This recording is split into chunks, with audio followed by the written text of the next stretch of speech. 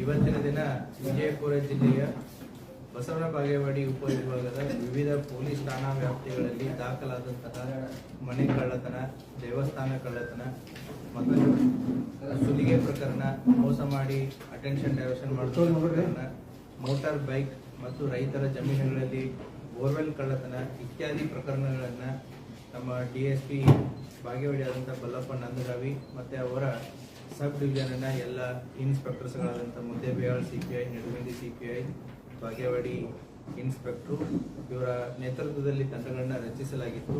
ಕಳೆದ 2025 ಮತ್ತು 26ನೇ ಅವಧಿಯಲ್ಲಿ ದಾಖಲಾದಂತಹ ಸುಮಾರು 22 ಸ್ವತ್ತಿನ ಪ್ರಕರಣಗಳಲ್ಲಿ 36 ಜನರನ್ನು ಬಂಧಿಸಿ ಅವರಿಂದ 1,27,38,800 ರೂಪಾಯಿ ಮೌಲ್ಯದ ಬಂಗಾರ, ಬೆಳ್ಳಿ ಮತ್ತು 2 ಕಾರು, 17 ಬೈಕ್ಗಳನ್ನು ವಶಪಡಿಸಿಕೊಂಡಿರ್ತಾರೆ. ಇದರಲ್ಲಿ 753 ಗ್ರಾಂ ಗೋಲ್ಡು, 3.650 kg ಬೆಳ್ಳಿ ಮತ್ತು 6,98,000 ರೂಪಾಯಿ ಕ್ಯಾಶು. ಈ 22 ಪ್ರಕರಣಗಳಲ್ಲಿ ಕೆಲವು ಇಂಪಾರ್ಟೆಂಟ್ ಪ್ರಕರಣಗಳನ್ನ ಮಾತ್ರ ನಾನು ನಿಮ್ಮ ಗಮನಕ್ಕೆ ತರ್ತಾ ಇದ್ದೀನಿ.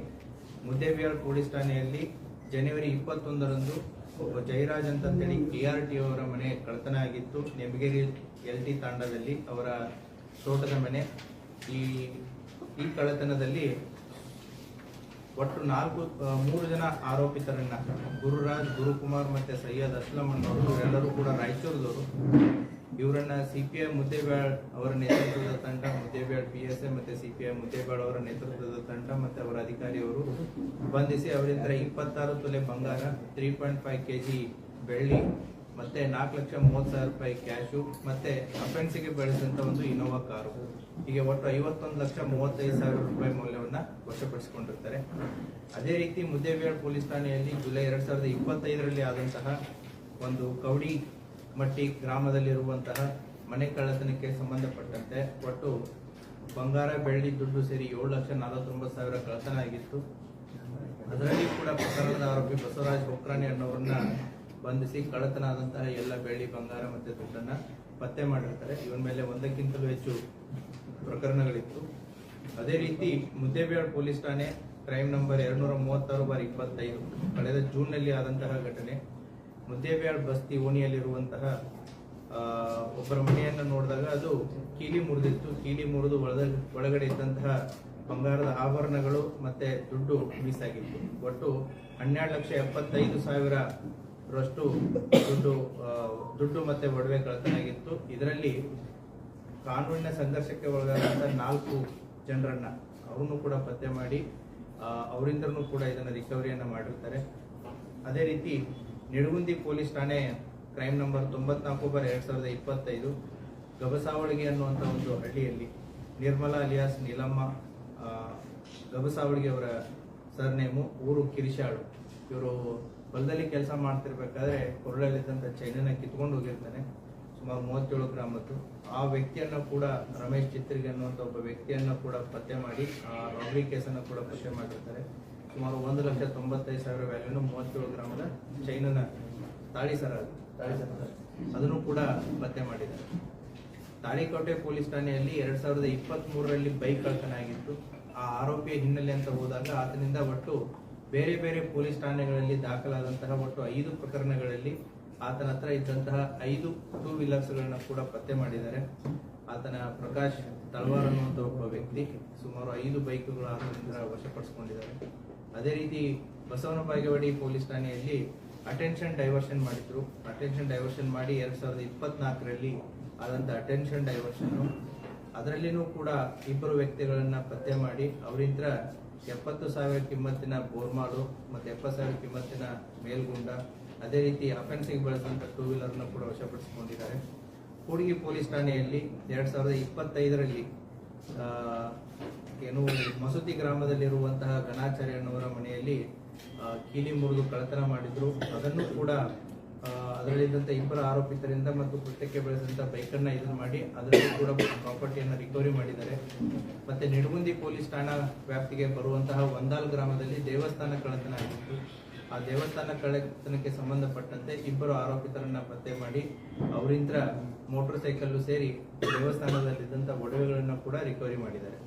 ಈ ರೀತಿಯಾಗಿ ನಾವು ಕಳೆದ ನವೆಂಬರ್ ಮತ್ತು ಡಿಸೆಂಬರದಲ್ಲಿ ಈ ಅಪರಾಧ ಪತ್ತೆಗೋಸ್ಕರ ಸ್ಪೆಷಲ್ ಟೀಮ್ಸ್ಗಳನ್ನ ಮಾಡಿ ಅವುಗಳನ್ನು ಪತ್ತೆಗೋಸ್ಕರ ಅಂತಂತ ಹಿಂದ್ಬಿದ್ದಾಗ 2023, 24 ಮತ್ತು 25 ಪ್ರಕರಣಗಳನ್ನು ಕೂಡ 26ರ ಪ್ರಕರಣಗಳನ್ನ ಕೂಡ ನಮ್ಮ ಬಾಗೇವಾಡಿ ಉಪವಿಭಾಗದ DSP ಅವರ ನೇತೃತ್ವದಲ್ಲಿ ಮತ್ತೆ ಅವರ ಉಪವಿಭಾಗದ ಎಲ್ಲ ಇನ್ಸ್ಪೆಕ್ಟರ್ಸು ಮತ್ತೆ PSI ಅವರು ಮತ್ತೆ ಅವರ ಸಿಬ್ಬಂದಿ ವರ್ಗದವರು ಎಲ್ಲರೂ ಸೇರಿ ಸುಮಾರು 22 ಸ್ವತ್ತಿನ ಪ್ರಕರಣಗಳಲ್ಲಿ 36 ಜನರನ್ನ ಬಂಧಿಸಿ ಅವರಿಂದ 1,27,32,800 ರೂಪಾಯಿ ಮೌಲ್ಯದ ಬಂಗಾರ, ಬೆಳ್ಳಿ ಮತ್ತೆ 2 ಕಾರು, 17 ಬೈಕ್ಗಳನ್ನ ಪತ್ತೆ ಮಾಡಿದ್ದಾರೆ.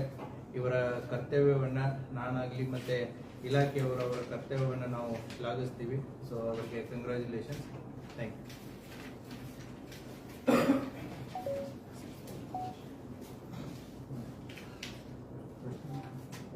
So we'll give appreciation certificate to our staff. ಅದಾದ್ಮೇಲೆ ಪ್ರಾಪರ್ಟಿ ಡಿಸ್ಪ್ಲೇ. ರಿಲೇಟೆಡ್ ನಾವು ಲಾಸ್ಟ್ ಟೈಮ್ ಪ್ರೆಸ್ ಕೊಂಡು ಹೇಳಿದ್ರೆ CCTV enabled what is the status? The work is in progress. Work is in progress in what? The progress ಅಂತಂದ್ರೆ it will have several steps in it. So the departmental approval ಆಗಿರ್ಬೋದು, then tender inviting authority ಇರುತ್ತೆ, tender scrutiny authority ಇರುತ್ತೆ. So there are a number of steps.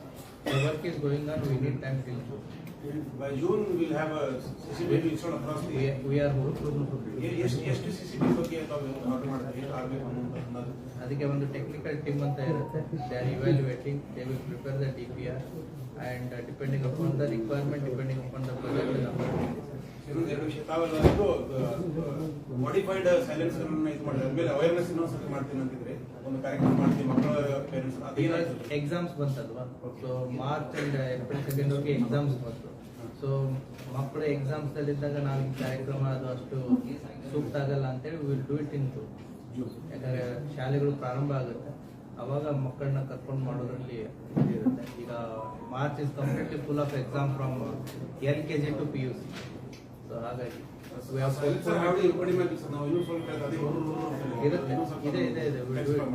that works will continue. Sir, probably these robbery cases are happening more and more across the district. So what are the precautions you have taken from your department? Be specific.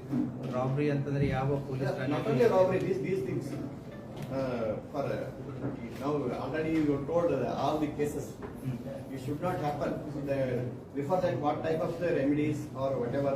It shouldn't happen ಅನ್ನೋ ತಪ್ಪಾಗುತ್ತೆ. It will happen. ಯಾಕೆ ಅಂತಂದ್ರೆ ಹೌದಾ, ಈ property offences ಅನ್ನೋದು ಇವಾಗಿಂದಂತಲ್ಲ, ಮೊದಲಿಂದನೂ ಕೂಡ ಇದೆ. ಅದಕ್ಕೆ ಇಲಾಖೆ ಜೊತೆಗೆ ಸಾರ್ವಜನಿಕರ ಕೈ ಜೋಡಿಸೋದು ಕೂಡ ಬಹಳ ಪ್ರಮುಖವಾಗಿರುತ್ತೆ. ಯಾಕೆಂತಂದ್ರೆ ರಾಜ ಮಹಾರಾಜರ ಕಾಲದಿಂದನೂ ಕೂಡ ಆಗಿದ್ದಾವೆ. ಪೊಲೀಸ್ ಇಲಾಖೆ 24/7 we try to prevent the crime, but ಕ್ರೈಮ್ಸ್ಗಳು ಆಗ್ತಾ ಇರ್ತವೆ. ಸೊ ರಸ್ತೆಯಲ್ಲಿ ಆಗುವಂಥ ಕ್ರೈಮ್ಸ್ಗಳನ್ನ ತಡೆಗಟ್ಟಬಹುದು. ಈ ಪ್ರಾಪರ್ಟಿ ಅಫೆನ್ಸಸ್ಗೆ ಸಂಬಂಧಪಟ್ಟಂತೆ ನಾನು ಕಳೆದ ಪ್ರೆಸ್ ಮೀಟಲ್ಲೂ ಕೂಡ ತಮ್ಮ ಗಮನಕ್ಕೆ ತಂದಿದ್ದೇನೆ. We have 115 kilometre of border. ನಮ್ಮ ಮಹಾರಾಷ್ಟ್ರದ ಜೊತೆಗೆ 115 ಕಿಲೋಮೀಟರ್ ನಮ್ಮದು ಬಾರ್ಡರ್ ಇದೆ. ಆಮೇಲೆ ಈ ಬಾರ್ಡರ್ ದಲ್ಲಿರುವಂತಹ ಪೊಲೀಸ್ ಠಾಣೆಗಳನ್ನ ತಾವು ನೋಡಿದ್ರೆ ಇಂಡಿ ರೂರಲ್ಲು, ಚಡಚನ, ಜಳಕಿ, ವರ್ತಿ, ವಿಜಯಪುರ ರೂರಲ್ಲು ಮತ್ತೆ Tikota police station. It is an inverted geography. ನಮ್ದು ಹೇಗಿದೆ ಅಂದ್ರೆ ಒಂದು ಟ್ರಯಾಂಗಲ್ ರೀತಿ ಹೋಗಿ ಮಹಾರಾಷ್ಟ್ರದಲ್ಲಿ ಸ್ಟಕ್ ಆಗೋದ ರೀತಿ ಮ್ಯಾಪ್ ಇದೆ geography. The offenders one side ಇಂದ ಬಂದು ಎಂಟ್ರಿ ಮಾಡಿ ಅನದರ್ ಸೈಡ್ ಎಕ್ಸಿಟ್ ಆಗೋದಕ್ಕೆ ಅವರಿಗೆ 30 to 40 minutes ಇಸ್ ಇನಫ್. ಹಾಗಾಗಿ ನಾವು ಬಾರ್ಡರ್ಸ್ಗಳನ್ನ ಸ್ಟ್ರೆಂಥನ್ ಮಾಡಬೇಕಾಗುತ್ತೆ. ಬಾರ್ಡರ್ಸ್ನ ಯಾವ್ಯಾವ ರೀತಿ ಸ್ಟ್ರೆಂಥನ್ ಮಾಡ್ಬೋದು ತಾವು? ಒಂದು ವಿಸಿಬಲ್ ಪೊಲೀಸಿಂಗು, ಈಗಾಗಲೇ ಅಲ್ಲಿ 112 ವೆಹಿಕಲ್ಸ್ಗಳನ್ನ ಹೆಚ್ಚಿನ ಮಟ್ಟದಲ್ಲಿ ಡಿಪ್ಲಾಯ್ಮೆಂಟ್ ಆಗಿದೆ. ದೆನ್ ನೈಟ್ ಬರ್ಕಿಂಗ್ ಬಿಟ್ಸು, ಲರ್ಕಿಂಗ್ ಬಿಟ್ಸು ಅದು ಕೂಡ ಆಗಿದೆ. ದೆನ್ MOB ಆಗಿರ್ಬೋದು, ಮತ್ತೆ ಹಳೆಯ MOBಗಳು ಏನು ಪರ್ದಿ ಗ್ಯಾಂಗ್ಸ್ದಲ್ಲಿದ್ದಾರೆ, ಹಳೆಯ ಕೇಸಸ್ಗಳಿರುವಂತಹ NBWಗಳಾಗಿರ್ಬೋದು, ಮತ್ತೆ ಅವರು ಕೋರ್ಟಿಗೆ ಅಟೆಂಡ್ ಆಗ್ತಾ ಇದ್ದಾರೆ ಅನ್ನೋದಾಗಿರ್ಬೋದು, ಅದು ಕೂಡ ಕಂಟಿನ್ಯೂಸ್ ಎಫರ್ಟ್ ನಡೀತಾ ಇದೆ. ಸೊ ಈ ಪೊಲೀಸ್ ಇಲಾಖೆ ಒಂದು ನಿರಂತರವಾದಂಥ ಒಂದು ಪ್ರಯತ್ನ ನಡೀತಾ ಇರುತ್ತೆ. ಸಾಂಗ್ಲಿ SP ಮತ್ತೆ ಸೋಲಾಪುರ SPಗಳ ಜೊತೆಗೆ ಕನ್ಸರ್ನ್ ಪೊಲೀಸ್ ಠಾಣೆಗಳ ಮಾಹಿತಿಗಳನ್ನ ಕೂಡ ಪರಸ್ಪರ ಶೇರ್ ಮಾಡ್ತಾ ಇರ್ತಾರೆ. But still because of the geographical locations ಮತ್ತೆ ಅದೇ ರೀತಿ ಕೂಡ ನಮ್ದು ಉತ್ತರ ಭಾರತಕ್ಕೆ ಹೋಗ್ಬೇಕು ಅಂತಂತಂದ್ರೆ ನಮ್ಮ ವಿಜಯಪುರ ಜಿಲ್ಲೆಯ ಹೆದ್ದಾರಿ ಒಂದು ರೀತಿ ಹೆಬ್ಬಾಗಿಲಿದ್ದಾರೆ.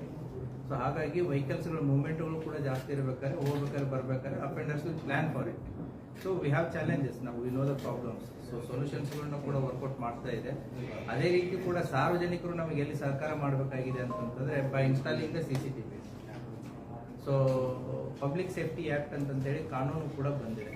ಪಬ್ಲಿಕ್ ಸೇಫ್ಟಿ ಆಕ್ಟ್ ಅಡಿಯಲ್ಲಿ ಸಾರ್ವಜನಿಕರು ಹೆಚ್ಚಿನ ಸಂಖ್ಯೆಯಲ್ಲಿ ಎಲ್ಲೆಲ್ಲಿ ಸೇರ್ತಾರೆ, including malls, bus stand, library, commercial complexes, ಸಾರ್ವಜನಿಕ ಸ್ಥಳಗಳಾಗಿರ್ಬೋದು, ದೇವಸ್ಥಾನಗಳಾಗಿರ್ಬೋದು, ಇಂಡಸ್ಟ್ರಿಯಲ್ ಏರಿಯಾಸ್ಗಳಾಗಿರ್ಬೋದು, ಇವುಗಳೆಲ್ಲ ಪಬ್ಲಿಕ್ ಸೇಫ್ಟಿ ಆಕ್ಟ್ ಅಂಡರ್ದಲ್ಲಿ ಬಂದ್ಬಿಡ್ತವೆ. ಹಾಗಾಗಿ that is their responsibility also to install the CCTVs in the interest of the public safety. ಹಾಗಾಗಿ ಯಾರ್ಯಾರಿಗೆ ನಾವು ಪ್ರತಿ ಬೀಟಲ್ಲಿನೂ ಕೂಡ ಪ್ರಯತ್ನ ಮಾಡ್ತಾ ಇರ್ತೀವಿ. ಸೊ ಕಳೆದ ಒಂದು ವರ್ಷದ ಮುಂಚೆ ಅರೌಂಡ್ 8,000 ಇದ್ದಂಥ CCTV ಅಕ್ರಾಸ್ ದ ಡಿಸ್ಟ್ರಿಕ್ಟ್, ನಾವು it has reach to 22,000. Not because of us, it is because of the people. ನಾವು ಅವರಿಗೆ ಹೇಳಿ ಮಾಡಿ ಅವರಿಗೆ ಮನವರಿಕೆಯನ್ನ ಮಾಡಿ ನಮ್ಮ ಪೊಲೀಸ್ ಅಧಿಕಾರಿಗಳು ಅವುಗಳನ್ನು ಮನವರಿಕೆ ಮಾಡಿ ಹಾಕಿಸ್ತಾ ಇದ್ದಾರೆ. ಹಾಗಾಗಿ ಈ ಯಾವುದೇ ಕಳ್ಳತನ ಪ್ರಕರಣಗಳಾದಾಗ ನಮಗೆ at least we are able to find ಯಾರು ಬಂದ್ರು, ಯಾರು ಹೋದ್ರು, ಯಾವಾಗ ಹೋದ್ರು ಅಂತ. ಸೊ ಹಾಗಾಗಿ ಒಂದು CCTV ಅಂತಂತಂದ್ರೆ 3 ಜನ ಸಿಬ್ಬಂದಿ 24/7 ಕೆಲಸ ಮಾಡಿದಾಗೆ ಇರಲಿ. So the more number of CCTVs on the road prevents a lot of crimes. ಹಾಗಾಗಿ ಇದರ ಮೂಲಕನೂ ಕೂಡ ಸಾರ್ವಜನಿಕರಿಗೆ ವಿನಂತಿ ಏನು ಅಂತಂತಂದ್ರೆ ಯಾರಿಗೆ ಶಕ್ತಿ ಇದೆ ಪುಟ್ CCTVs. ಸೊ ತಮ್ಮ ಸುರಕ್ಷತೆಗೂ ಆಯಿತು, ಸಾರ್ವಜನಿಕರ ಸುರಕ್ಷತೆಗೂ ಆಯಿತು. That drive will continue, there is no end. Sir, silver biscuits ಇದಾವಲ್ಲ, ಸಿಲ್ವರ್ ಬಿಸ್ಕೆಟ್ ARTO ಕೇಸಲ್ಲಿ ರಿಕವರಿ ಅದನ್ನ ಕರಗಿಸಿ ಎಲ್ಲ ಇದನ್ನ ಮಾಡಿದ್ರು, ಅಂದ್ರೆ ಕಳ್ತನ ಮಾಡಿದವರು ಕಳ್ತನ ಮಾಡಿ ಅದನ್ನ ಡಿಸ್ಪೋಸ್ ಮಾಡಾಗಿತ್ತು. ಆಮೇಲೆ ರಿಕವರಿ ಮಾಡಿದ್ದು ಆಸ್ ಇಟ್ ಈಸ್, ಅದು ಕರಗಿಸಿದ್ದಿತ್ತಲ್ಲ ಅದೇ ರೀತಿನೇ ರಿಕವರಿ ಮಾಡಿದ್ರು. ಈಗ ನಮ್ಮ ಕರ್ನಾಟಕದಲ್ಲಿ ಅತಿ ಹೆಚ್ಚು ಬಂಗಾರದ ಕಳ್ತನ ನಮ್ಮ ಬಿಜಾಪುರದಲ್ಲಿ ಇದೆ.